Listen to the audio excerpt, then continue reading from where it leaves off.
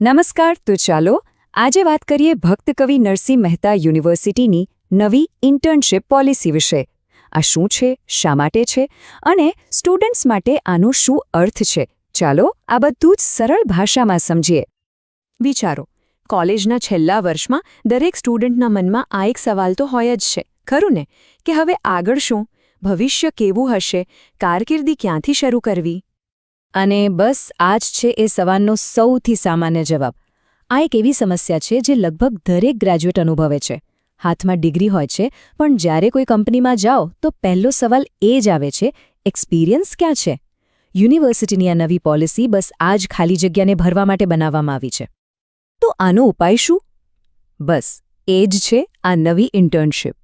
આ એક એવો બ્રિજ છે જે ક્લાસરૂમમાં શીખેલા જ્ઞાનને સીધું જ રિયલ વર્લ્ડ એટલે કે પ્રોફેશનલ દુનિયા સાથે જોડે છે. તો ચાલો સમજીએ કે આ ફરજિયાત ઇન્ટર્નશિપ છે શું. જુઓ, આ તમારા છઠ્ઠા સેમેસ્ટરનો એક ભાગ છે, જેમાં તમારે કુલ 120 કલાક કામનો અનુભવ લેવાનો છે અને તેના તમને 4 ક્રેડિટ પણ મળશે. આ એનઈપી એટલે કે નેશનલ એજ્યુકેશન પોલિસી 2020 મુજબ લેવાયેલું એક મોટું પગલું છે. હવે સૌથી મજાની વાત એ છે કે આ બધા માટે એક સરખું નથી. યુનિવર્સિટીએ સ્ટુડન્ટ્સને પોતાની પસંદગી મુજબનો રસ્તો પસંદ કરવાની તક આપી છે. અહીં 2 મુખ્ય વિકલ્પો છે. પહેલો વિકલ્પ એવા સ્ટુડન્ટ્સ માટે છે જેમને ગ્રેજ્યુએશન પછી તરત જ નોકરી કરવી છે. આમાં પ્રેક્ટિકલ અનુભવ, ટીમ વર્ક અને પ્રોફેશનલ નેટવર્કિંગ પર ફોકસ કરવામાં આવે છે. અને બીજો વિકલ્પ એમના માટે છે જેમને આગળ ભણવું છે, રિસર્ચમાં જવું છે. અહીં તેમને રિસર્ચની મેથડ, નવા ટૂલ્સ અને વૈજ્ઞાનિકો સાથે કામ કરવાની તક મળશે. સારું, તો હવે એ તો ખબર પડી ગઈ કે આ ઇન્ટર્નશિપ શા માટે જરૂરી છે, પણ સવાલ એ છે કે આખી પ્રોસેસ કામ કેવી રીતે કરશે?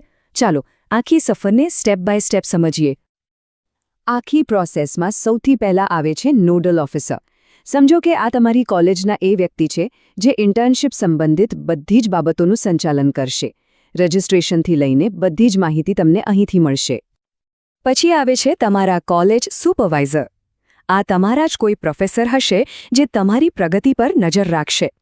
એ ખાતરી કરશે કે તમે જે શીખી રહ્યા છો તે તમારા અભ્યાસક્રમ સાથે જોડાયેલું છે.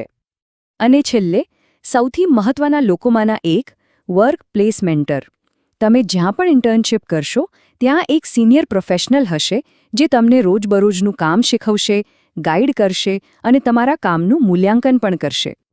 તો આખી પ્રોસેસ કંઈક આવી દેખાશે. પહેલાં રજિસ્ટ્રેશન કરો, પછી તમને કોઈ કંપની કે સંસ્થામાં જગ્યા મળશે. ત્યાં તમારે 120 કલાક પૂરા કરવાના છે.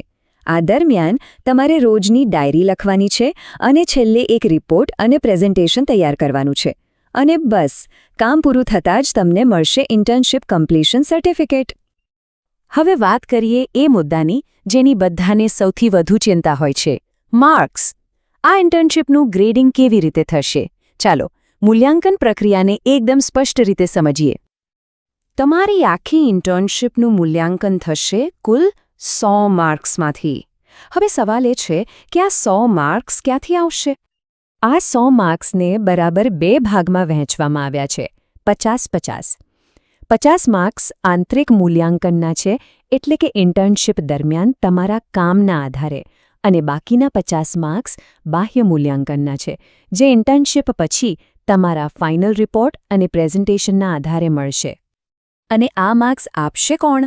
જુઓ, અહીંયા તમારા વર્ક પ્લેસમેન્ટરનો રોલ સૌથી મોટો છે. કુલ 100માંથી 60 માર્ક્સ એમના હાથમાં છે અને બાકીના 40 માર્ક્સ તમારા કોલેજ સુપરવાઇઝર આપશે. આનો અર્થ એ છે કે પ્રેક્ટિકલ કામ અને શિસ્ત બંને ખૂબ જ મહત્વપૂર્ણ છે. તો તમને માર્ક્સ મળશે શેના આધારે? ઇન્ટર્નશિપ ચાલતી હશે ત્યારે તમારી હાજરી, તમારો પ્રોફેશનલ વર્તન અને તમે રોજ જે ડાયરી લખો છો એ બધું ગણાશે. અને પછી છેલ્લે તમારો ફાઇનલ રિપોર્ટ અને પ્રેઝન્ટેશન કેવું છે તેના પર બાકીના માર્ક્સ નિર્ભર રહેશે. અને હા, પાસ થવા માટે એક નિયમ ખાસ યાદ રાખવાનો છે. બંને ભાગમાં એટલે કે આંતરિક અને બાહ્ય મૂલ્યાંકન બંનેમાં 50માંથી ઓછામાં ઓછા 18 માર્ક્સ લાવવા જ પડશે, તો જ તમે પાસ ગણાશો. તો આ બધી ટેકનિકલ વાતો થઈ. પણ ચાલો હવે એ જોઈએ કે આનાથી કયા નવા દરવાજા ખુલી શકે છે. આ માત્ર એક ફરજિયાત કામ નથી, પણ પોતાની કારકિર્દીને એક નવો વળાંક આપવાની તક છે. તકોની તો કોઈ કમી જ નથી. તમે વિચારી પણ ના શકો એટલા બધા વિકલ્પો છે. મ્યુઝિયમથી માંડીને મીડિયા હાઉસ સુધી, બેંકથી લઈને હોસ્પિટલ સુધી અને સરકારી ઓફિસથી લઈને NGO સુધી, દરેક ફિલ્ડના સ્ટુડન્ટ્સ માટે અહીં કંઈક ને કંઈક છે. અને આ બધું શા માટે? આની પાછળ એક મોટો વિચાર છે. યુનિવર્સિટીનું માનવું છે કે જ્યારે સ્ટુડન્ટ્સ રિસર્ચ, ઇનોવેશન અને ટેકનોલોજી સાથે જોડાય છે ત્યારે તેઓ માત્ર પોતાની કારકિર્દી જ નહીં પણ આત્મનિર્ભર ભારતના નિર્માણમાં પણ યોગદાન આપે છે. તો છેલ્લે વાત એ છે કે આ ઇન્ટર્નશિપ ભલે ફરજિયાત હોય, પણ એને યાદગાર અને ઉપયોગી બનાવવી એ આપણા હાથમાં છે. સવાલ એ નથી કે આ કરવું પડશે. સવાલ એ છે કે આપણે આમાંથી કેટલું શીખી શકીએ છીએ અને પોતાની કારકિર્દીના પાયાને કેટલો મજબૂત બનાવી શકીએ છીએ.